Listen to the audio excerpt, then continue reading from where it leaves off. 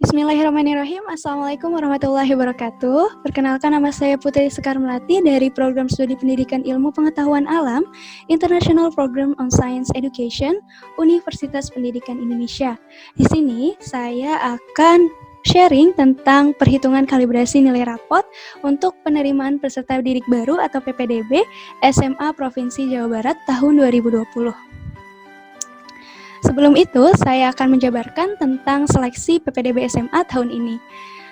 Seleksi PPDB SMA tahun ini dibagi menjadi 2 periode. Yang pertama, periode pertama yaitu jalur afirmasi, jalur perpindahan orang tua atau anak guru. Yang ketiga adalah jalur prestasi. Untuk jalur prestasi sendiri terbagi menjadi 2, yaitu jalur prestasi akademik nilai rapot dan jalur prestasi perlombaan atau kejuaraan. Setelahnya akan ada periode yang kedua, yaitu jalur zonasi. Bagi siswa yang sudah lulus di periode pertama, tidak usah ikut ke periode kedua. Bagi siswa yang tidak lulus di periode pertama, dipersilahkan untuk ikut periode kedua, yaitu jalur zonasi. Yang ketiga, apa saja yang perlu disiapkan dalam perhitungan kalibrasi nilai rapot ini? Yang pertama, ada nilai siswa, rapot semester 1 sampai 5. Pastikan sudah dirata-ratakan per pelajarannya sehingga saat kalibrasi tinggal dimasukkan saja. Yang kedua, persiapkan perangkat dan koneksi internet. Di sini boleh pakai personal computer atau laptop dan pastikan koneksi internetnya sudah bagus. Dan pastikan perangkat sudah terinstall Microsoft Excel karena akan lebih efisien jika menggunakan Microsoft Excel. Yang ketiga, yaitu Juknis PPDB SMA 2020 dan hasil UN selama 3 tahun. Hasil UN di sini yaitu hasil UN sekolah dan dirata-ratakan selama 3 tahun terakhir, yaitu 2017, 2018, dan 2019. Dan pastikan sudah membaca dengan seksama ya, serta tak lupa hati yang tenang, ikhtiar yang matang, dan doa yang tak lupa dipanjatkan. Bismillahirrahmanirrahim, kita mulai ke tahapan jalur prestasi akademik nilai rapot. Yang pertama, ada verifikasi data calon peserta didik jalur prestasi akademik nilai rapot yang telah diinput saat pendaftaran. Yang kedua, ada seleksi dilaksanakan secara di luar jaringan atau offline, mandiri oleh sistem pada satuan pendidikan masing-masing. Dan yang ketiga, pemeringkatan hasil pengolahan nilai akhir prestasi dari nilai rapot SMP atau MTS atau sederajat pada semester 1 sampai dengan 5 pada mata pelajaran kelompok A yang diunduh dari database sistem PPDB. Menggunakan variabel yang terstandarisasi dengan rumus yang ditetapkan sekolah sebagaimana dijelaskan pada bagian 7 huruf D8. Mungkin agak rumit di butir 3 ini. Ya, disinilah yang akan dibahas di video kali ini, yaitu tahapan jalur prestasi akademik nilai rapot menggunakan kalibrasi nilai rapot. Yang keempat, mata pelajaran kelompok A yang dimaksud adalah merupakan mata pelajaran yang kontennya dikembangkan oleh pusat, meliputi ada pendidikan agama dan budi pekerti, pendidikan Pancasila dan kewarganegaraan atau PKN, yang ketiga bahasa Indonesia, matematika, IPA, IPS, dan bahasa Inggris. Lalu pemeringkatan jumlah nilai akhir dilakukan sistem IT pada satuan pendidikan hingga batas kuota yang ditetapkan satuan pendidikan. Jadi setiap sekolah akan menentukan batas kuotanya sendiri. Lalu jika dalam pemeringkatan hingga batas kuota terdapat beberapa peserta didik dengan nilai yang sama, maka selanjutnya akan dilaksanakan pemeringkatan hingga batas kuota berdasarkan usia yang lebih tua. Yang ketujuh, calon peserta didik yang diterima merupakan hasil pemeringkatan hingga batas kuota. Yang kedelapan, jika sampai batas kuota tidak lolos, calon peserta didik dinyatakan tidak diterima pada jalur prestasi dan silahkan melanjutkan ke periode yang kedua, yaitu jalur zonasi. Yang kesembilan adalah calon peserta didik yang tidak diterima pada jalur prestasi nilai akademik rapot dapat mendaftar kembali pada jalur zonasi di periode yang kedua. Yang ke-10, yang terakhir, jika kuota jalur prestasi nilai rapot tidak terpenuhi, maka kuota dapat dialokasikan untuk jalur prestasi atau perlombaan atau kejuaraan, seperti itu. Nah, dari mana saya mendapatkan informasi itu? Saya mendapatkannya dari Juknis PPDB 2020, Jawa Barat, dan juga https://hasilun.puspendik.kemendikbud.go.id. Lalu Instagram dari @disdikjabar. Jadi di sana kan ada nilai rata UN sekolah 3 tahunnya. Nah, itu akan bisa dilihat di website ini, di hasil UN Puspendik Kemendikbud. Seperti itu. Oke, selanjutnya saya akan memperlihatkan bagaimana sih Juknis PPDB 2020 dan bagaimana itu website Puspendik Kemendikbud dan juga sumber-sumber lainnya. Yuk, mari kita cek. Nah, ini dia Juknis PPDB 2020 Provinsi Jawa Barat. Di sini terdapat alternatif kalibrasi nilai rapot. Di sini ada catatannya, dan inilah kelompok A dan kelompok B dari mata pelajaran tersebut. Bisa untuk SMP dan juga tersedia untuk MTS juga. Di sini pula terdapat tahapan kalibrasi, yaitu cara-cara menghitung kalibrasi dan contoh dari kalibrasi tersebut. Lalu saya akan menunjukkan laporan hasil ujian nasional se-Indonesia dari Kementerian Pendidikan dan Kebudayaan. Di sini kita bisa melihat rata-rata nilai UN setiap tahun. Contoh dari SMP Negeri 1 itu pada tahun 2019 mempunyai nilai rata-rata 77,36. Nah, lalu kita bisa memilih tahun ini, tahun berapa yang akan kita lihat. Nah, untuk kalibrasi ini digunakan 3 tahun, 2019, 2018, dan 2017. Nanti akan dirata-ratakan menjadi berapa, seperti itu. Lalu yang ketiga adalah, ini adalah website dari PPDB Jabar 2020. Di sini kita bisa melihat data pendaftar, beranda, dan sebagainya. Lalu info sekolah juga. Bismillahirrahmanirrahim. Di sini sudah ada contoh perhitungan nilai rapat menggunakan rumus kalibrasi.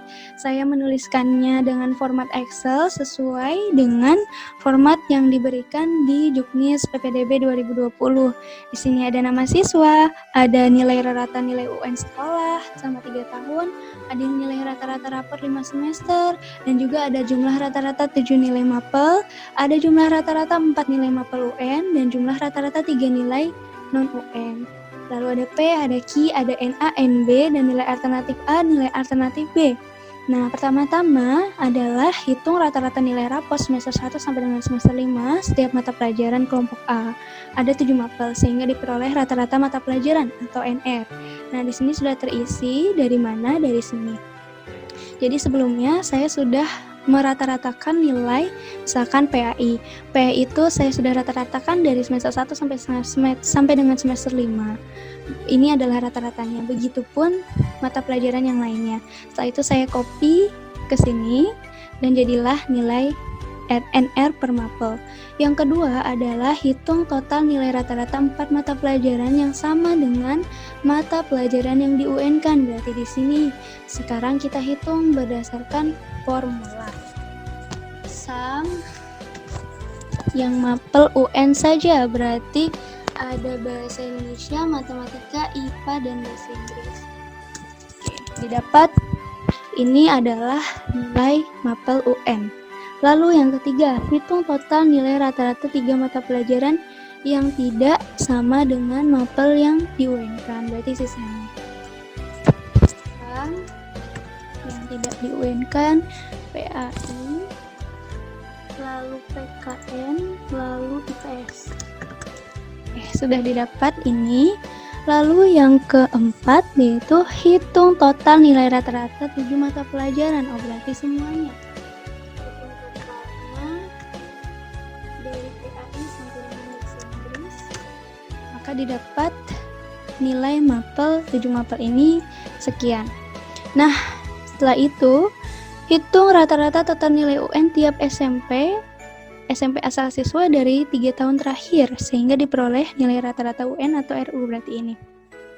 Nah, di sini saya sudah menyediakan nilai rata UN 3 tahun dari hasil ini, dari hasil website yang saya lihat di Puspendik Kemendikbud.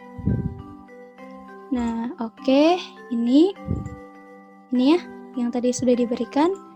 Maka saya data, misalkan kita memakai SMP Islam Al-Azhar, maka sudah dihitung dari 2017, 2018, dan 2019 sehingga rata-ratanya menjadi sekian, 73,20. Kita copy ke sini. Oke, kita tulis ulang saja karena 73,20. 73,20. Oke. Bismillahirrahmanirrahim. Lalu di sini ada P dan Q. Nah, P itu apa dan Q itu apa? Di sini P itu dia mempunyai aturan P lebih dari sama dengan 0,5 dan kurang dari sama dengan 0,9 dan Q-nya yaitu 1 dikurangi P. Maka jika P-nya 0,7, maka Q-nya 0,3. Dan ketika P-nya 0,8, Q-nya 0,2, seperti itu. Nah, di sini kita pakai 0,7 dulu ya. Kita pakai 0,7 dulu. Sekian, dan P dan Q ini perlu diingat, P dan Q ini ditentukan oleh satuan pendidikan, jadi ditentukan oleh SMA yang dituju. Nah, sekarang kita lihat NA. NA itu seperti apa? Begini rumusnya. NA sama dengan P dikali TS ditambah 4 kali Q dikali RU. Yuk kita hitung memakai Excel supaya lebih mudah. P dikali dengan TS P lalu ditambah 4 Q dikali Q lalu kita kasih ini dikali RU ini berarti, maka didapat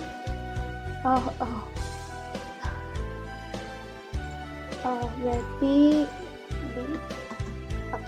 kurang dalam kurung, maka didapat ini ya. Oke, di sini kita masuk ke NB.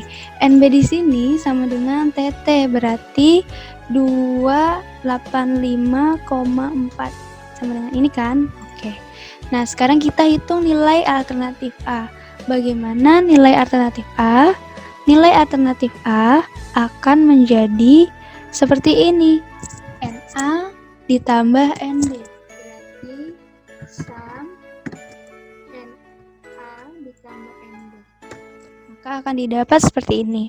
Kita coba nilai alternatif B. Bagaimana nilai alternatif B? Itu TA ditambah RU. Kita coba sum TA berarti ini ditambah RU. Oke, jadi 734,80. Nah, sekarang kita mau menghitung Fulan tapi dengan data yang sama tapi dengan PEC yang berbeda. Bagaimana caranya? Semua data ini kita copy ke sini. Lalu kita pakai P-nya 0,8 dan Q-nya 0,2. Seperti ini. Nah, maka NA-nya tinggal kita cari, maka akan seperti ini. NB-nya akan menjadi sama dengan ini. Sama dengan ini. Lalu alternatif B-nya akan menjadi seperti ini. Dan alternatif A maksudnya. Lalu alternatif B-nya akan menjadi ini. Seperti itu. Lalu sekarang kita menghitung Fulana. Dengan raport ini nilai raport Fulana, kita copy ke sini. Lalu misalkan dia dari SMP 1 dengan nilai rata-rata 73,56. 73,56 seperti itu. Nah, dia akan mendapatkan nilai jumlah rata-ratanya seperti ini. Tinggal kita tarik saja karena sudah otomatis seperti itu. Lalu dengan PEC-nya misalnya tetap 0,8 ya. Kita lihat NA-nya dan juga NB-nya, lalu nilai akhirnya, lalu nilai akhir alternatif B, seperti itu. Akan lebih mudah apabila menghitung menggunakan Excel karena sudah otomatis seperti itu. Maka inilah contoh perhitungan nilai raport menggunakan rumus kalibrasi. Alhamdulillahirrahmanirrahim. Sekian perhitungan kalibrasi nilai raport berdasarkan Juknis PPDB tahun 2020 menggunakan Microsoft Excel. Sebagai penutup, saya mengutip surat Ali Imran ayat 54, They plan and Allah plan, surely Allah is the best of planners. Maka bukan tugas kita untuk menghakimi takdir, menggerutui kekalahan atau bersedih di atas kegagalan. Teruslah beramal, mengukir ikhtiar, dan bergerak dalam kebaikan. Bukankah seseorang akan dimudahkan untuk mendapatkan sesuatu yang telah ditakdirkan untuknya? Maka berbaik sangkalah, karena tidak akan hilang rizki yang sudah digariskan, karena hanya Allah yang terbaiklah yang akan Allah berikan. Maka Allah sebaik-baik perencana takdir. Saya Putri Sekar Melati dari International Program on Science Education, Faculty of Mathematics and Science Education. Mohon pamit undur diri, mohon maaf lahir batin, mohon maaf apabila ada kesalahan. Stay connected di channel YouTube saya Putri Sekar Email dan di Instagram saya @putrisekaremail99. Lalu kita bisa sharing lewat WA. Sekian, terima kasih. Wassalamualaikum warahmatullahi wabarakatuh.